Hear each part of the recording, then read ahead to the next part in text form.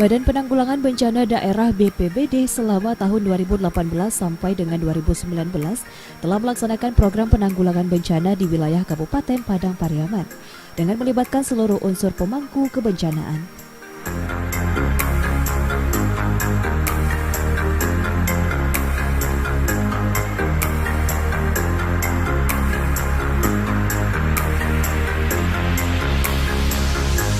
Wilayah Kabupaten Padang Pariaman merupakan daerah yang memiliki potensi ancaman bahaya bencana yang cukup lengkap. Karena geografis wilayah Kabupaten Padang Pariaman terdiri dari daerah pesisir pantai, perbukitan, aliran sungai, pegunungan api gunung aktif Tandikat, sehingga Kabupaten Padang Pariaman selalu dijuluki supermarket estalasenya bencana di Sumatera Barat. Ditambah lagi sejarah kejadian bencana yang telah terjadi dan memporak-porandakan Kabupaten Padang Pariaman, yaitu kejadian gempa bumi tahun 2009 yang lalu. Selain itu, wilayah Kabupaten Padang Pariaman merupakan daerah yang memiliki ancaman serius terhadap bahaya tsunami yang bersumber dari gempa bumi Megatrust Mentawai, di mana titik Megatrust Mentawai tersebut berada tegak lurus di depan wilayah Kabupaten Padang Pariaman. Tantangan dalam melaksanakan program penanggulangan bencana di wilayah Kabupaten Padang Pariaman adalah kondisi masyarakat yang tinggal di lokasi rawan bencana tersebut sampai mencapai kurang lebih 60%. Tentu dalam hal ini menjadi suatu tantangan bagi pemerintah daerah, terutama bagi OPD BPBD dalam melaksanakan program penanggulangan bencana, terutama kegiatan mitigasi bencana kepada masyarakat.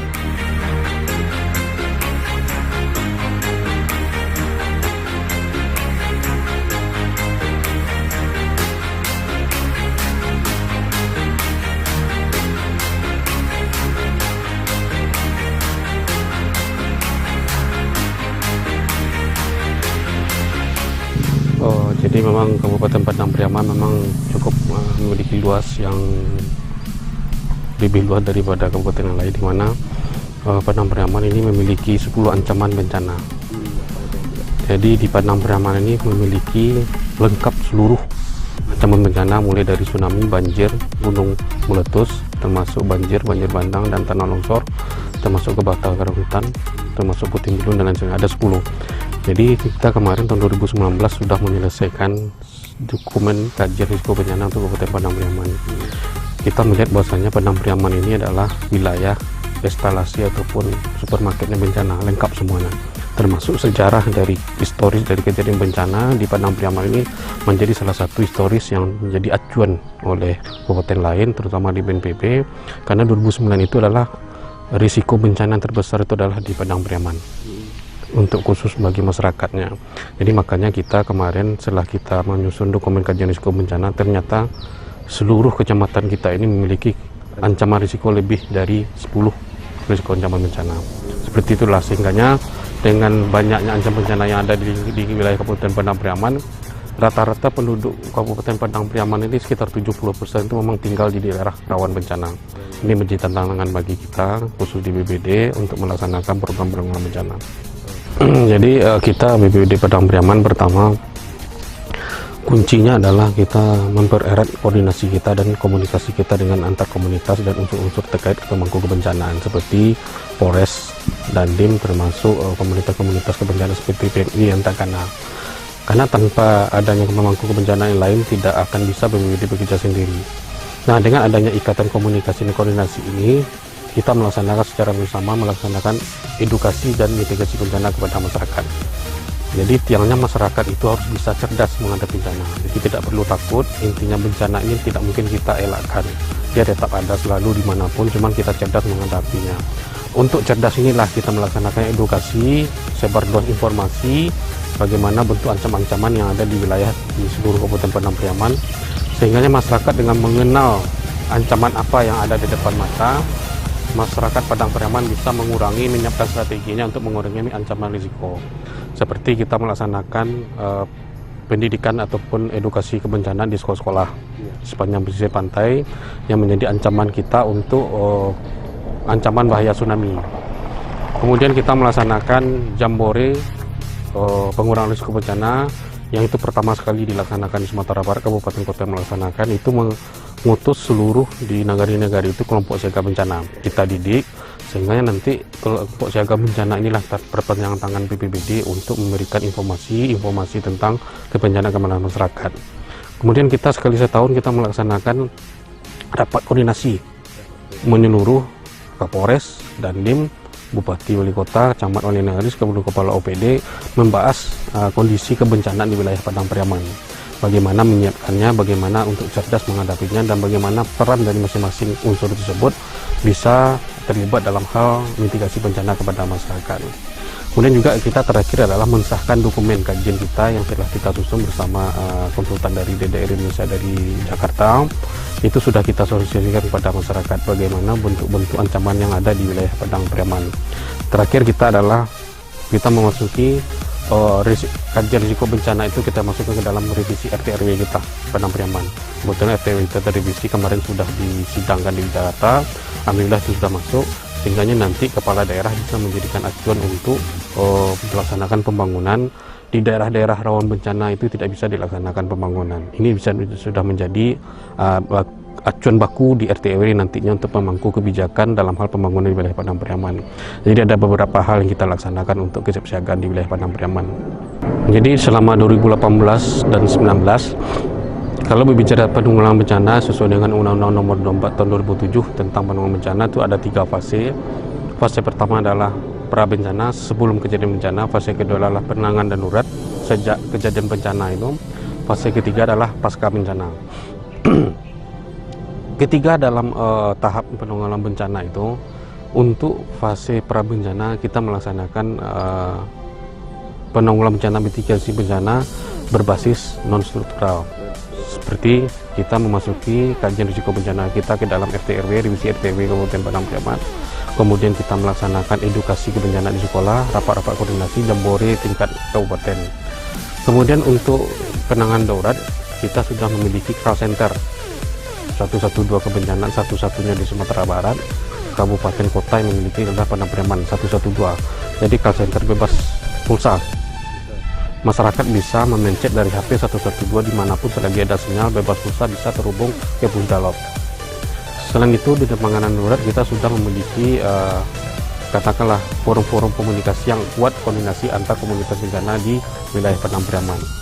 Sedangkan yang di pasca bencana kita adalah penanganan untuk infrastruktur yang rusak. Itu adalah penanganan infrastruktur secara struktural.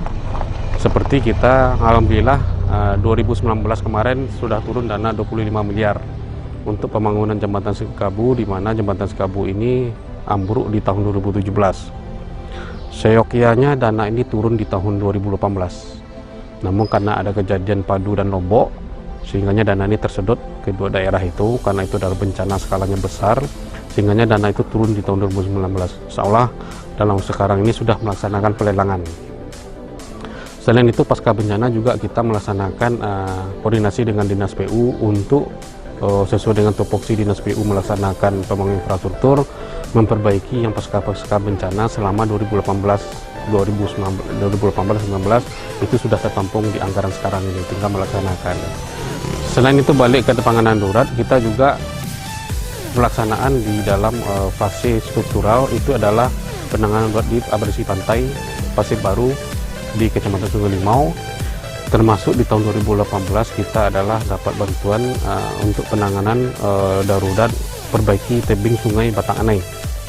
Waktu kejadian Juni 2018 itu terjadi banjir bandang sehingga meluap ke pemukiman masyarakat di Nagari Anduring, Kecamatan Utanam, sehingga kita minta bantuan penanganan darurat untuk infrastruktur yang struktural. Itu penanganan tebing sungai Batang Anai sebesar 12 miliar. Termasuk yang di Sungai Limau Batang Nare itu ada penanganan dari Kementerian PU juga, itu sebesar 10 miliar. Jadi alhamdulillah kalau penanganan secara struktural di Padang Pariaman 2018-19 ini sudah melebihi dari 50 miliar yang masuk dana kita tanpa membebankan dana APBD. Disinilah fungsi BPBD dengan sesuai dengan Undang-Undang tahun 2004-2007. Fungsi komando dan koordinasi dan pelaksana itu kita laksanakan. Walaupun kita tidak memiliki tupoksi itu, tapi kita berhak sesuai dengan undang-undang untuk mengkoordinasikan dan meminta tolong ke instansi lain untuk melaksanakan penanggulangan bencana.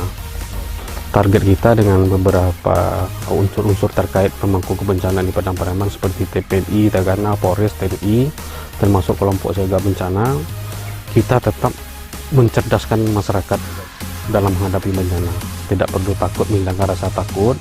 tetap mencerdaskan, karena seperti di Jepang itu masyarakat dia cerdas itu memang terbukti ancaman dan risiko terhadap jiwa yang terdampak bencana itu sangat kecil. Beda sekali dengan masyarakat kita yang sangat kurang cerdas menghadapi bencana, sehingga setiap kejadian bencana itu ada selalu korban jiwa. Rohnya untuk penanggulangan bencana itu adalah mengurangi korban jiwa bencana. Kalau bencana tetap tidak bisa kita hilang, tidak akan tetap terjadi di tengah masyarakat. Ini tugas berat kita bersama. Kemudian yang tugas kedua adalah kita tetap menjalankan koordinasi kita dan komando kita ke pihak lain, di mana nanti untuk mitigasi struktural kita pertajam. Dalam hal nanti struktural adalah untuk pembangunan yang akan mengurangi risiko bencana seperti daerah aliran sungai, mengurangi abrasi pantai dengan struktural, termasuk untuk yang di tepi-tepi tebing. Itu bendungan-bendungan yang kita perbaiki nanti harus berbasis mitigasi bencana. Kemudian yang ketiga, kita minta juga kepada unsur yang terkait dalam hal untuk pengambil keputusan untuk kebijakan pembangunan untuk daerah risiko bencana itu, daerah-daerah risiko bencana menjadi perhatian. Hati-hati dalam melaksanakan pembangunan, karena kita sudah memasuki kajian risiko bencana kita dalam RT/RW. Mudah-mudahan RT/RW ini bisa menjadi acuan dalam pengambilan keputusan sehingga bisa mengurangi risiko bencana di daerah-daerah yang sudah ditetapkan rawan bencana.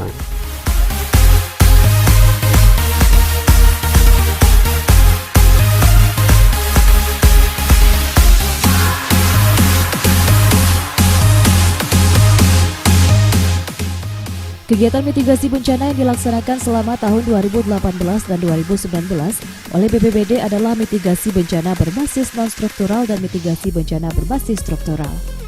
Mitigasi bencana berbasis non-struktural yang telah dilaksanakan seperti simulasi evakuasi bencana di sekolah di sepanjang pesisir pantai Kabupaten Padang Pariaman, simulasi evakuasi bencana Rumah Sakit Padang Pariaman di Parut Malintang, simulasi evakuasi bencana di seluruh puskesmas di Kabupaten Padang Pariaman. Rapat koordinasi kebencanaan tingkat Kabupaten Padang Pariaman dihadiri oleh Kodim, Polres, Asisten Bupati, staf ahli Bupati, Kepala OPD, Camat, Wali Nagari, seluruh komunitas kebencanaan, para pakar kebencanaan dari perguruan tinggi, dan lain-lain. Satu-satunya kabupaten atau kota di Provinsi Sumatera Barat yang melaksanakan rapat koordinasi tingkat kabupaten. Jambore pengurang resiko bencana juga satu-satunya kabupaten atau kota yang melaksanakan di Provinsi Sumatera Barat. Penyusunan dokumen kajian risiko bencana atau KRB dan pengurangan risiko bencana atau PRB Kabupaten Padang Pariaman, penyebar luasan papan informasi rawan bencana, pelayanan pusat layanan call center kebencanaan bebas pulsa atau call center 112. Untuk keadaan darurat bencana, Kabupaten Padang Pariaman merupakan satu-satunya kabupaten kota yang memiliki call center kebencanaan bebas pulsa di Provinsi Sumatera Barat. Apel siaga bencana 1 kali 4 bulan, Coffee Morning dengan seluruh pemangku kebencanaan dilaksanakan 1 kali 2 bulan, dan lain sebagainya.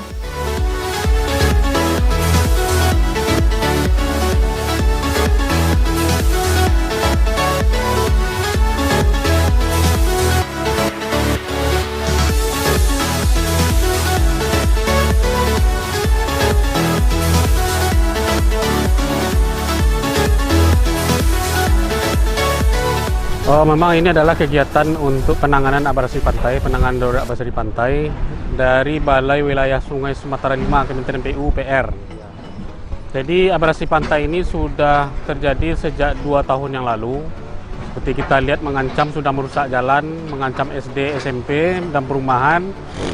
Dan kemarin kita berkat usaha Pak Bupati dan salah satu anggota DPR RI dari Kabupaten Padang Pariaman, Pak John Gendi Aziz, bersama dengan kita instansi BPBD akhirnya berhasil kita untuk menurunkan dana untuk penanganan darurat bencana abrasi pantai di Pasir Baru, Kecamatan Sungai Limau.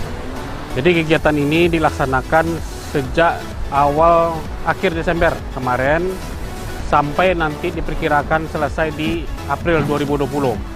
Jadi nanti ancaman yang selalu mengancam warga di Pasir Baru ini nanti akan insya Allah akan berkurang setelah selesainya pekerjaan dari Balai Wilayah Sungai Sumatera 5 dari Kementerian PU ini.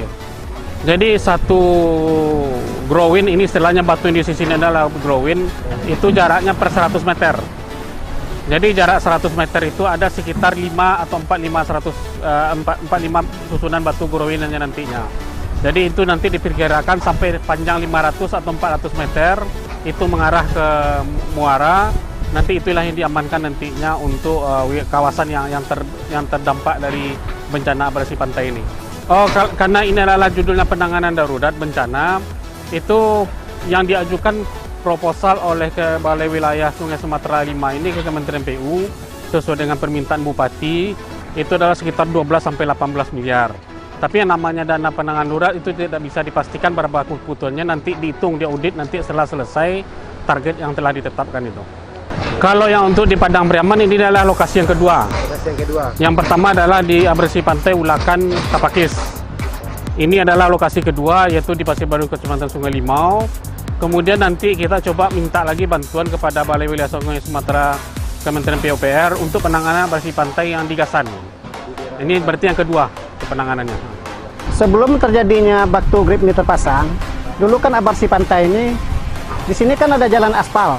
Itu jalan utama untuk jalur dari luar ke Pasir Baru, itu aksesnya untuk pengambilan ikan. Setelah terjadinya abrasi pantai, yang jalan kita ini sudah terkikis oleh air yang dari gelombang pasang. Nah, jadi sebelum ada pemasangan grip ini, memang kami merasa terancam semuanya gitu kan. Apalagi di lokasi kita ini ada lokasi SMP. Jadi kalau sempat tidak secepatnya diatasi, mungkin masalah pagar SMP ini sudah habis semua gitu. Kalau pemasang batu grip sekarang ini malah sila ambil keuntungan bagi masyarakat gitu kan. Ya memang untuk pasir ini untuk menjolok ke pantai itu memang memakan waktu yang lama.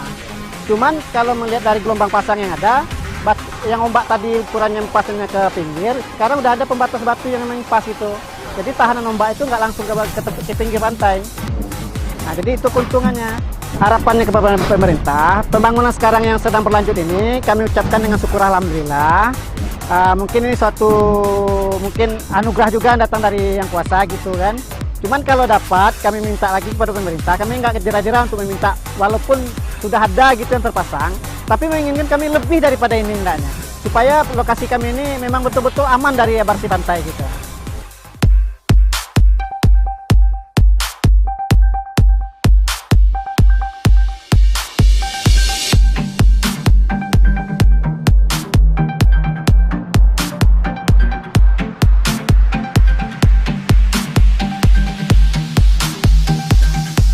Mitigasi bencana berbasis struktural yang telah dilaksanakan seperti penanganan darurat abrasi pantai Ulakan Kecamatan Ulakan Tapakis, penanganan darurat abrasi Pasir Baru Kecamatan Sungai Limau, penanganan darurat normalisasi dan perbaikan tebing Sungai Batang Anai di Nagari Anuring Kecamatan 2x11 Kayu Tanam, penanganan darurat Jembatan Batang Kalu Kecamatan 2x11 Kayu Tanam, penanganan darurat Sungai Batang Nareh di Kecamatan 5 Koto Kampung Dalam, pengamanan tebing Sungai Batang Kalu Kecamatan 2x11 Kayu Tanam, rehabilitasi dan rekonstruksi Jembatan Kayu Gadang Sikabu Kecamatan Lobo Alung, dan persiapan akses menuju lokasi acara pembukaan MTQ Nasional 25 tahun 2020 dengan sumber dana dari hibah BNPB dan lain sebagainya.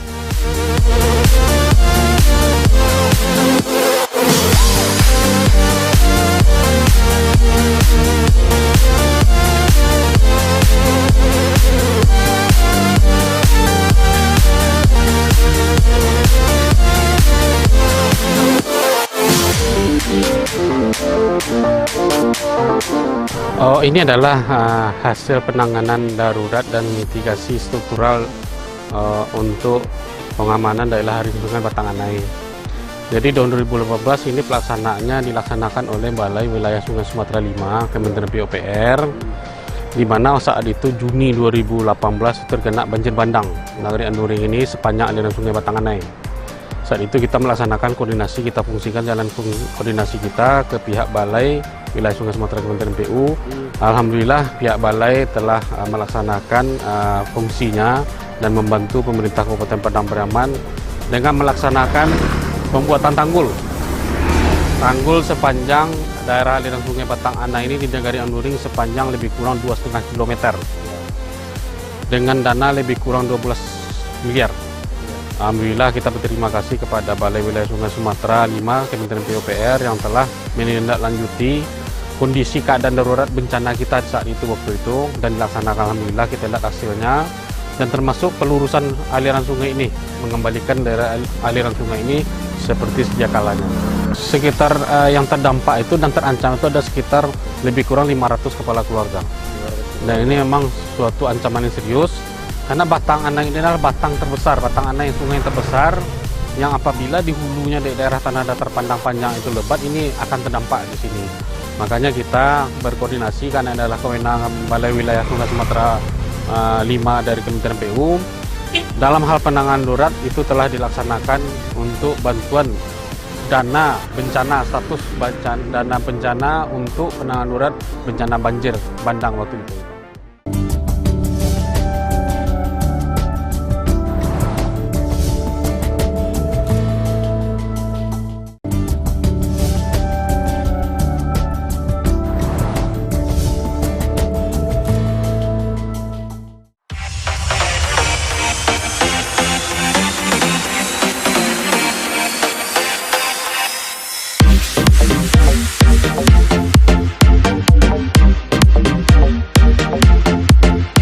Dalam melaksanakan kegiatan mitigasi bencana, BPBD Kabupaten Padang Pariaman tidak mengandalkan sumber dari APBD Kabupaten Padang Pariaman, tetapi selalu memanfaatkan sumber dana dari Provinsi Sumatera Barat dan dari pemerintah pusat atau Kementerian PUPR dan BNPB berdasarkan proposal yang diajukan oleh BPBD Kabupaten Padang Pariaman ke pemerintah Provinsi Sumatera Barat dan ke pemerintah pusat.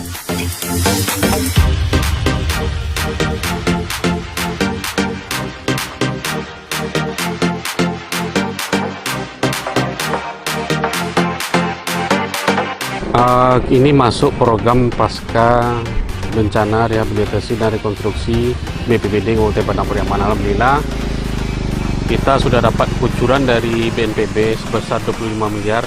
Kemarin Desember 2019 sudah masuk ke rekening kas daerah sebesar 25 miliar 400 juta rupiah. Ya, terima kasih kepada BNPB, termasuk kepada Pak Bupati yang telah berkoordinasi atas bantuan juga kepada Pak John Kennedy Aziz, seorang putra daerah dari Sungai Geringging yang sekarang posisinya adalah banggar DPRI, yang juga membantu dalam hal ini untuk turunnya dana jembatan Sekabu ini.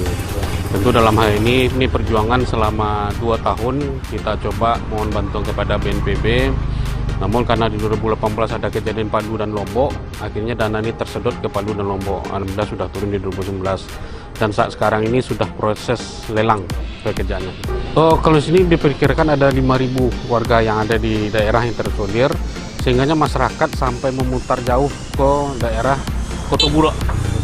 Kasihan kita dengan masyarakat ini, sangat ditunggu sekali masyarakat.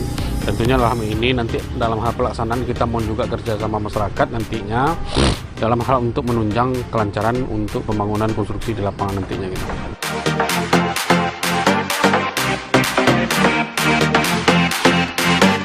Adapun kegiatan yang bersumber dari pemerintah Provinsi Sumatera Barat adalah pembentukan nagari atau desa tangguh bencana atau Destana di 2 nagari, yaitu Nagari Campago dan Nagari Andore, di mana kegiatan tersebut dilaksanakan selama 5 bulan di masing-masing nagari dengan nilai 500 juta rupiah. Sedangkan kegiatan yang bersumber dari pemerintah pusat yaitu penanganan darurat abrasi pantai Ulakan, Kecamatan Ulakan Tapakis dari BWSS 5 Kementerian PUPR dengan nilai 1,5 miliar rupiah. Penanganan darurat abrasi Pasir Baru Kecamatan Sungai Limau dari BWSS 5 Kementerian PUPR dengan nilai 12 miliar rupiah. Penanganan darurat normalisasi dan perbaikan tebing Sungai Batang Anai di Nagari Andoring Kecamatan 2x11 Kayu Tanam dari BWSS 5 Kementerian PUPR dengan nilai 10 miliar rupiah. Penanganan darurat Jembatan Batang Kalu Kecamatan 2x11 Kayu Tanam dari Balai P2JN Kementerian PUPR dengan nilai 5,5 miliar rupiah. Penanganan darurat Sungai Batang Nareh di Kecamatan 5 Koto Kampung Dalam dari BWSS 5 Kementerian PUPR dengan nilai 10 miliar rupiah. Pengamanan tebing Sungai Batang Kalu Kecamatan 2x11 Kayu Tanam dari BWSS 5 Kementerian PUPR dengan nilai 3,5 miliar rupiah. Rehabilitasi dan rekonstruksi Jembatan Kayu Gadang Sikabu Kecamatan Lubuk Alung dana hibah rehabilitasi dan rekonstruksi BNPB dengan nilai 25 miliar rupiah dan lain sebagainya.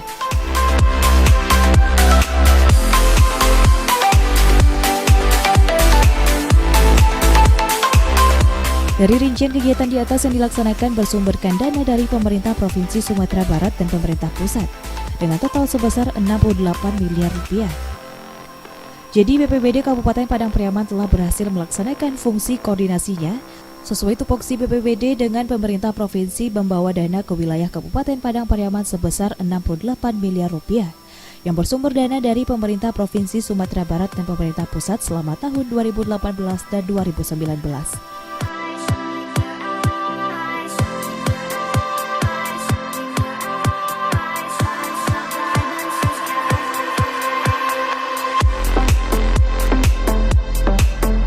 Selain itu, selama tahun 2018 dan 2019, BPBD Kabupaten Padang Pariaman juga telah melaksanakan inovasi, seperti Pusat Layanan Call Center Kebencanaan Bebas Pulsa atau Call Center 112. Untuk keadaan darurat bencana, BPBD Kabupaten Padang Pariaman merupakan satu-satunya yang memiliki call center kebencanaan bebas pulsa di Provinsi Sumatera Barat. Melaksanakan rapat koordinasi atau rakor kebencanaan tingkat Kabupaten Padang Pariaman, yang mana dihadiri oleh Kodim, Polres, Asisten Bupati, staf ahli Bupati, Kepala OPD, Camat, Wali Nagari, seluruh komunitas kebencanaan, para pakar kebencanaan dari perguruan tinggi, dan lain-lain. BPBD Kabupaten Padang Pariaman merupakan satu-satunya di Provinsi Sumatera Barat yang melaksanakan rapat koordinasi tingkat kabupaten.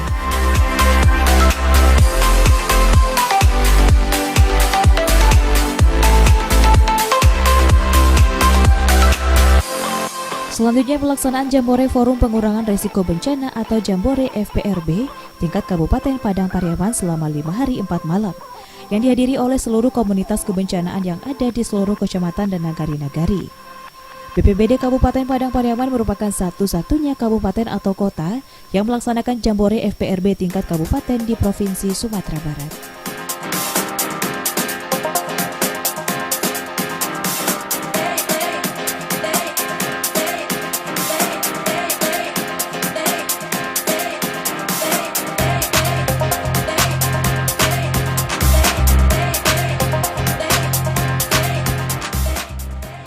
Adapun dengan kegiatan sosialisasi dengan BPBD, kita telah banyak melakukan kegiatan-kegiatan berupa sosialisasi dari pra bencana sampai kegiatan setelah terjadinya bencana. Melalui kegiatan-kegiatan pra bencana, sosialisasi ke sekolah-sekolah sepanjang bibir pantai. Kegiatan gimana, apa itu tsunami, apa yang dilakukan seandainya terjadi tsunami, apa yang kita lakukan sampai mencari titik lokasi. Jadi masyarakat sepanjang bibir pantai, kalau seandainya terjadi gempa yang berpotensi tsunami, masyarakat itu sudah paham ke mana beliau lari. Terus kegiatan-kegiatan yang telah kita lakukan, evakuasi kayak di jembatan yang kita tanam, terus normalisasi banjir bandang di Andoring kayu tanam juga, terus abrasi Pasir Baru dan beberapa tempat lain. Terus kalau kita kan bergerak dari kerelawanan, Tagana bergerak dari kerelawanan, jadi kita selalu dibawa dan di setiap kejadian-kejadian Tagana bersama PMI juga dan kelompok siaga-siaga bencana yang ada di Padang Pariaman selalu dilibatkan. Beliau, tua telah terjadi bencana di sini, kami bergerak tanpa setelah dikasih tahu kita tanpa kita dengan kasih tahu dengan lain, kita bergerak langsung ke lokasi. Jadi siapa yang berbuat apa itu kita langsung main aja di lapangan. Peran PMI sendiri, kita sebagai mitra dari BPBD dan kita selalu menjadi satu kesatuan ketika di lapangan. Terutama ada beberapa tupoksi yang memang spesifik di PMI sendiri, seperti ketika penanganan bencana kita support di pertolongan pertama, atau kita melakukan evakuasi dari korban bencana, atau kita juga melakukan persiapan seperti kegiatan-kegiatan yang berbau mitigasi, ke sosialisasi pengurangan risiko kepada masyarakat di daerah rawan, atau kita memberikan pembekalan kepada instansi-instansi terkait sekolah, di dunia usaha, di dunia pendidikan, karena kita juga harus masuk ke sektor pendidikan, karena pendidikan kebencanaan sendiri secara kurikulum kan memang harus kita sorot juga, karena bencana juga bisa terjadi di saat-saat proses belajar sedang berlangsung. Di 2019 kita juga bersama-sama melakukan kegiatan mitigasi di sekolah-sekolah, terutama yang di sepanjang pantai. Kegiatan-kegiatan yang memberikan pemahaman kepada guru dan siswa bagaimana langkah-langkah yang harus ditempuh ketika sewaktu-waktu bencana gempa yang berpotensi tsunami terjadi. Jadi seperti apa yang disampaikan oleh dari media, kita sangat fokus untuk itu. Sehingganya Kepala BPBD sampaikan harus bikin inovasi dan peduli, dan juga sharing, mensosialisasikan bahwa daerah kita adalah daerah rawan bencana, sharing mensosialisasikan pada masyarakat, ya, siaga bencana 1x24 jam. Yang kedua, kita dengan keterbatasan dana APBD, tetap kita setiap tahun kita anggarkan melalui APBD kita. Kalau sekiranya ada yang tidak bisa kita cover dengan APBD kita buat surat, ya, mungkin ada rekomendasi dari Pak Gubernur, itu kita apakah melalui provinsi, nanti mungkin juga melalui BNPB.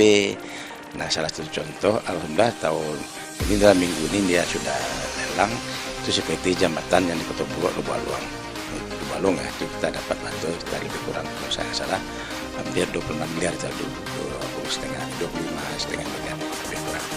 Nah, itu salah satu. Kemudian kita kemarin ini juga ada namanya kegiatan si Kepala BPD, waktu itu kita undang juga dari BPD provinsi, tapi intinya dalam rangka sosialisasi dan pembekalan.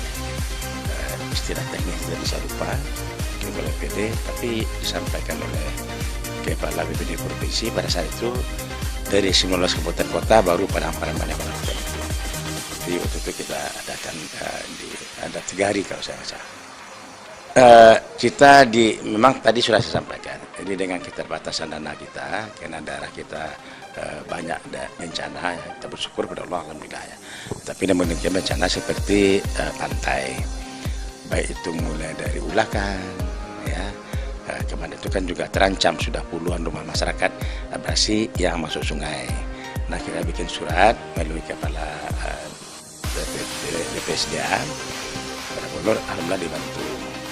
Kemudian juga saya bikin proposal, ya, kita melalui anggota DPR RI, pada itu Adinda Julkiandi Aziz, itulah yang di SMP 40, ya, yang persisnya di Kenegara Sungai Sirah, ya. Jadi alhamdulillah sekarang sudah selesai. Saya lupa, tapi dana cukup sana, belasan miliar kalau saya, tapi nominal saya lupa. Nah, inilah yang kita lakukan. Jadi insyaallah lagi, kalau dengan keterbatasan kita harus banyak punya relasi, ya, baik itu ke provinsi maupun ke pusat untuk mencari dana dalam rangka penanggulangan masyarakat bencana di Padang-Pariaman. Kepada OPD kan setiap rapat evaluasi atau rapat di sini kan sudah saya sampaikan baik pada Pak Camat, ya. Jadi tolong disosialisasikan kepada masyarakat dengan moto pada saat itu kalau saya nggak salah Padang-Pariaman siaga bencana. Jadi kita tetap mensosialisasikan bagaimana mengantisipasi, ya, kita mengurangi tingkat risiko, ya, bencana, termasuk juga tingkat risiko masalah yang tidak kita inginkan, mungkin meninggal segala macam. Jadi saya setiap datang ke masjid, masyarakat sudah sampaikan siaga bencana 1x24 jam. Contoh, misalnya dia tinggal pemukiman di lereng-lereng bukit. Nah, hari hujan sudah 2 hari 2 malam. Sampaikan, jadi mungkin Bapak dan Ibu kalau ada surat dan barang-barang berharga dimasukkan ke lantas, dibawa pindah ke tempat keluarga, itu jangan ditutup. Jadi nanti kalau mudah-mudahan dijauhkan Allah, tapi kalau terjadi longsor dan banjir segala macam, sehingga tidak terjadi korban jiwa. Imbauan selalu kita sampaikan, masyarakat 1x24 jam tetap waspada, siaga terhadap bencana. Namun demikian kita selalu bermohon kepada Allah Subhanahu Wa Taala, baik selesai sholat, ya, mudah-mudahan doa ini dijabah oleh Allah Subhanahu Wa Taala. Ya Allah ya Rabb, lindungilah daerahku Kabupaten Padang-Pariaman, mesti Sumatera Barat bangsa dan negara. Ini saya setiap selesai sholat, ya baik sholat wajib maupun sholat sunat, itu selalu saya mohon kepada Allah SWT. Mudah-mudahan doa kita dijabah oleh Allah SWT.